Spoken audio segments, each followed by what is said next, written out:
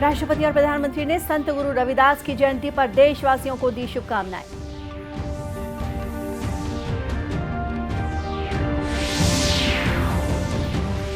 भारत की अध्यक्षता में G20 देशों के ऊर्जा अंतरण कार्य समूह की पहली बैठक आज से बेंगलुरु में शुरू।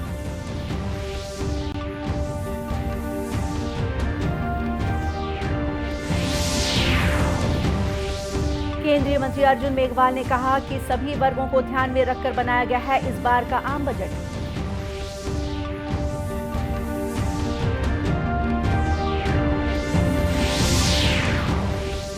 और आज से प्रदेश के विभिन्न स्थानों पर शुरू हुआ माघी पुन्नी मेला। शिवरी नारायण और राजिम सहित अन्य नदी घाटों पर श्रद्धालुओं ने लगाई डुबकी।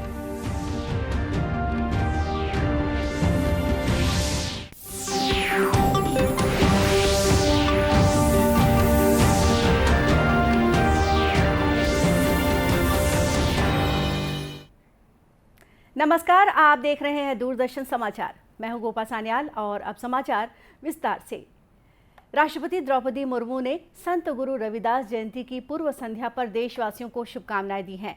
राष्ट्रपति ने अपने संदेश में कहा कि संत रविदास महान समाज सुधारक होने के साथ ही शांति और प्रेम के संदेश वाहक थे। उन्होंने कहा कि संत रविदास ने जाति और धर्म आधारित भेदभाव खत्म करने और वंचितों के उद्धार के लिए अथक प्रयास किए। राष्ट्रपति ने सभी नागरिकों से संत रविदास के विचारों को अपनाने और जन कल्याण की दिशा में आगे बढ़ने का आह्वान किया। प्रधानमंत्री नरेंद्र मोदी ने भी संत रविदास को उनकी जयंती पर श्रद्धांजलि दी है। श्री मोदी ने अपने संदेश में कहा कि संत रविदास के सिद्धांतों को अपनाकर उनकी सरकार एक न्यायप्रिय, सौहार्दपूर्ण और खुशहाल समाज के प्रति संकल्पित है। प्रधानमंत्री ने कहा कि उनकी सरकार अपनी योजनाओं के माध्यम से गरीबों की सेवा कर रही है और उन्हें सशक्त बना रही है।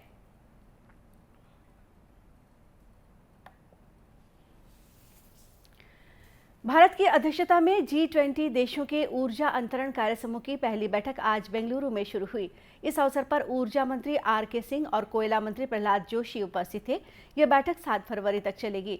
इस बैठक को महत्वपूर्ण बताते हुए केंद्रीय मंत्री R.K. सिंह ने उम्मीद जताई कि 3 दिन के इस कार्यक्रम में ऊर्जा की उपलब्धता और सुरक्षा के साथ ही ऊर्जा के अंतरण पर गहन विचार विमर्श किया जाएगा। उन्होंने कहा कि इस बैठक में हरित ऊर्जा के भविष्य पर भी चर्चा होने की संभावना है। श्री सिंह ने कहा कि भारत अक्षय ऊर्जा के सबसे अधिक उपयोग वाले देशों में से एक है। वहीं अक्षय ऊर्जा उत्पादन के मामले में भारत का विश्व में 4था स्थान है। श्री सिंह ने कहा कि सौर ऊर्जा तथा पवन ऊर्जा का उपयोग बढ़ने से इस क्षेत्र में नई क्रांति आ रही है। केंद्रीय मंत्री ने ये भी कहा कि भारत कम कार्बन उत्सर्जन करने वाले देशों में अग्रणी है। गौरतलब है कि भारत ने वर्ष 2030 तक अपने सकल घरेलू उत्पाद में कार्बन उत्सर्जन को 45% तक कम करने का लक्ष्य रखा है। इस बैठक में G20 और अतिथि देशों से आए प्रतिनिधियों के अलावा विश्व बैंक, एशियाई विकास बैंक, संयुक्त राष्ट्र विकास कार्यक्रम, अंतर्राष्ट्रीय ऊर्जा एजेंसी और स्वच्छ ऊर्जा मंत्रालय के साथ ही अन्य संगठनों के प्रतिनिधि भी भाग ले रहे हैं। बैठक में शामिल होने वाले सभी प्रतिनिधि इन्फोसिस के हरित भवन परिसर और पावागढ़ में स्थित मेगा सोलर पार्क भी जाएंगे, जहां उन्हें अक्षय ऊर्जा का उत्पादन बढ़ाने के प्रयासों की झलक मिलेगी। केंद्रीय संसदीय कार्य मंत्री अर्जुन राम मेघवाल ने कहा है कि इस बार का आम बजट सभी वर्गों को ध्यान में रखकर बनाया गया है। इस बजट में प्रधानमंत्री आवास में काम करने वाले मजदूरों के साथ ही मनरेगा से जुड़े ग्रामीण मजदूरों का विशेष ध्यान रखा गया है। आज रायपुर में देवपुरी स्थित भाजपा मुख्यालय में केंद्रीय मंत्री ने पत्रकारों से चर्चा करते हुए कहा कि इस बार का आम बजट आजादी के अमृत काल के समय आया है। इसी बात को ध्यान में रखते हुए बजट में भारत को एक समृद्ध देश बनाने के लिए कुछ विशेष योजनाओं के प्रस्ताव दिए गए हैं। का कोई ऐसा टेक्नोलॉजी वाला पार्ट है। अब जैसे विश्वकर्मा, अब देखिए ना क्या एक नया कंसेप्ट है। जो हाथ से काम करने वाले लोग हैं, जातियां, पहले विश्वकर्मा को ऐसा माना जाता था कि जो कारपेंट्री का काम करता है वो विश्वकर्मा।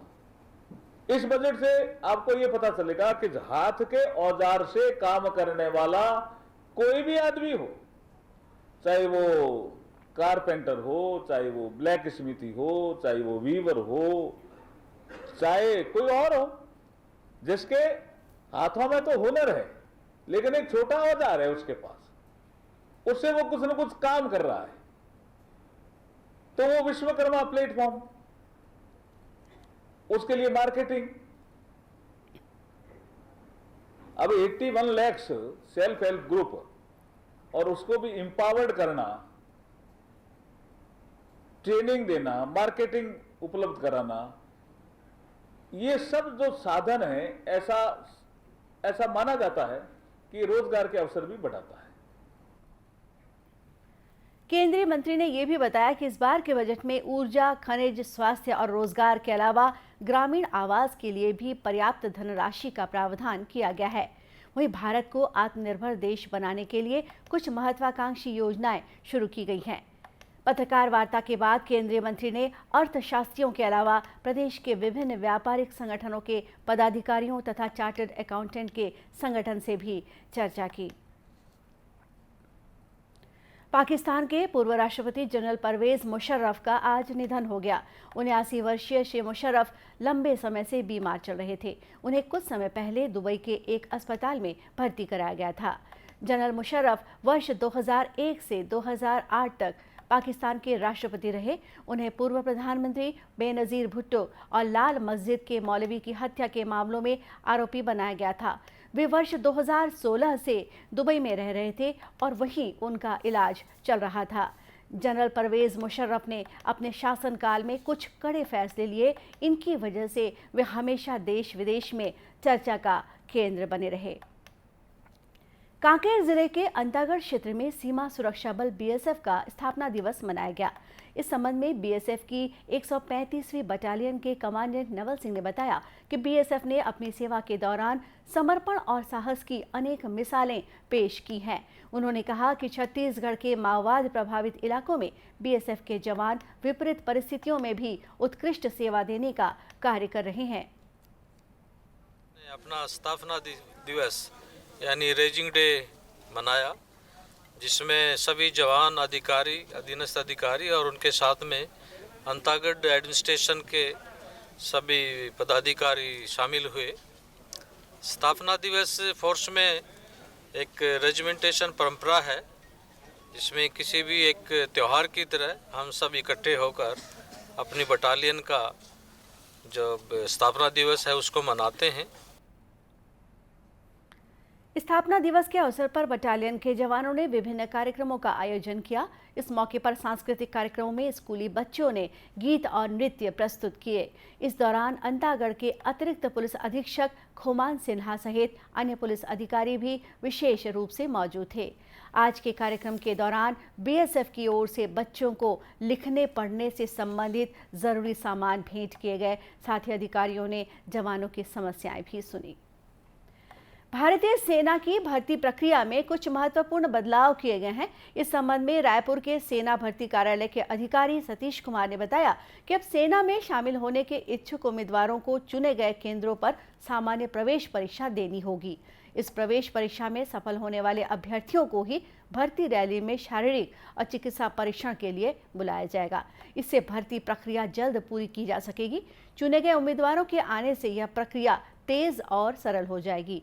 उन्होंने बताया कि इस भर्ती प्रक्रिया में शामिल होने के लिए उम्मीदवारों को जॉइन इंडियन आर्मी की वेबसाइट पर ऑनलाइन पंजीयन कराना होगा। ऑनलाइन परीक्षा के संबंध में अभ्यर्थियों को जानकारी देने के लिए इस वेबसाइट पर अभ्यास परीक्षा के प्रश्न भी उपलब्ध कराए गए हैं।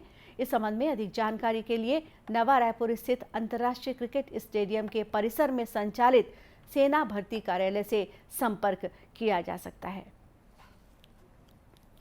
शिवरीनारायण और राजिम सहित प्रदेश के विभिन्न स्थानों पर आज से माघी पुन्नी मेले की शुरुआत हो गई है। 5 दिवसीय महोत्सव का शुभारंभ विधानसभा अध्यक्ष डॉक्टर चरणदास महंत ने किया। इस दौरान छत्तीसगढ़ शाकंभरी बोर्ड के अध्यक्ष राम कुमार पटेल, छत्तीसगढ़ खाद्य आयोग की सदस्य ज्योति किशन कश्यप और शिवरीनारायण नगर पंचायत की अध्यक्ष अंजनी मनोज तिवारी मौजूद थे। इस दौरान स्थानीय कलाकारों ने प्रस्तुतियां दी, जिसने सबका मन मोह लिया। यहां मीडिया से बात करते हुए विधानसभा अध्यक्ष डॉक्टर चरणदास महंत ने कहा कि मुख्यमंत्री के द्वारा छत्तीसगढ़ की संस्कृति और परंपरा को आगे बढ़ाया जा रहा है। महोत्सव के आयोजन से सांस्कृतिक क्षेत्र में अच्छा माहौल बना है।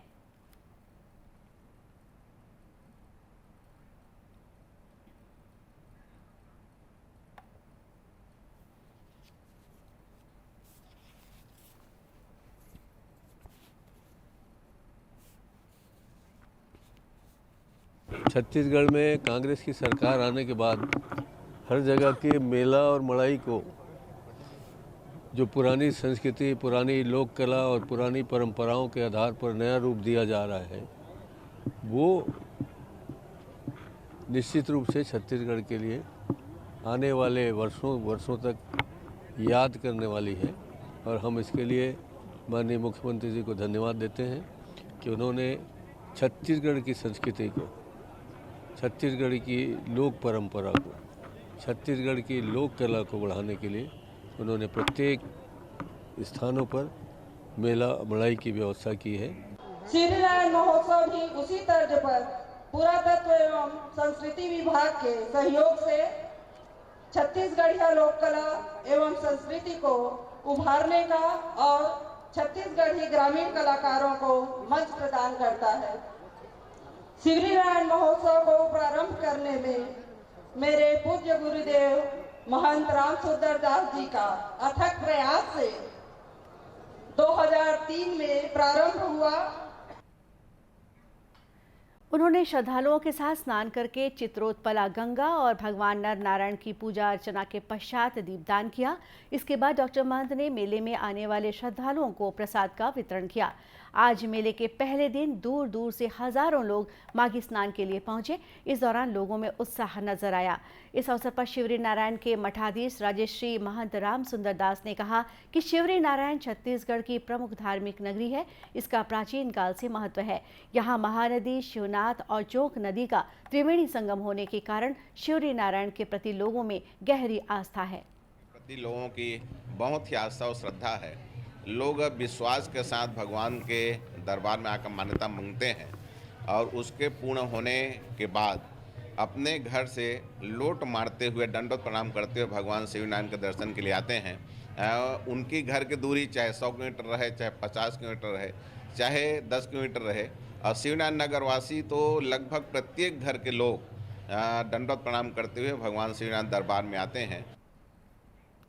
गौरतलब है कि शिवरी नारायण को भगवान जगन्नाथ का मूल स्थान माना जाता है। ऐसी मान्यता है कि माघ पूर्णिमा के दिन शिवरी नारायण मंदिर में भगवान जगन्नाथ विराजते हैं।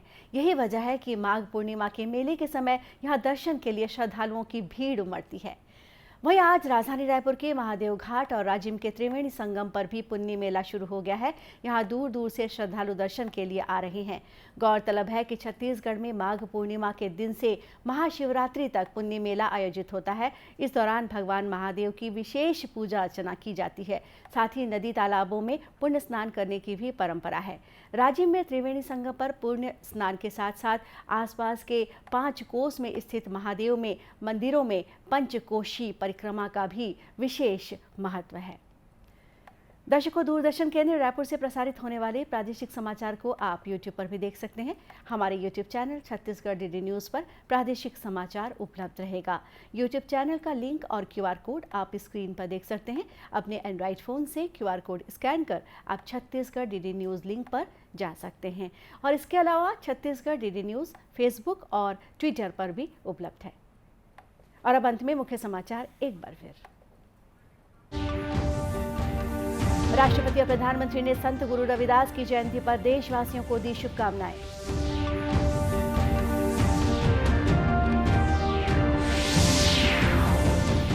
भारत की अध्यक्षता में G20 देशों के ऊर्जा अंतरण कार्य समूह की पहली बैठक आज से बेंगलुरु में शुरू।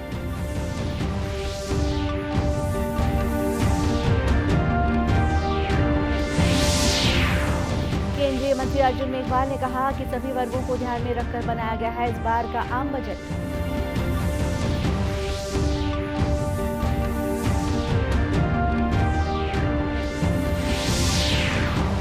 और आज से प्रदेश के विभिन्न स्थानों पर शुरू हुआ माघी पुन्नी मेला। शिवरी नारायण और राजिम सहित अन्य नदी घाटों पर श्रद्धालुओं ने लगाई डुबकी।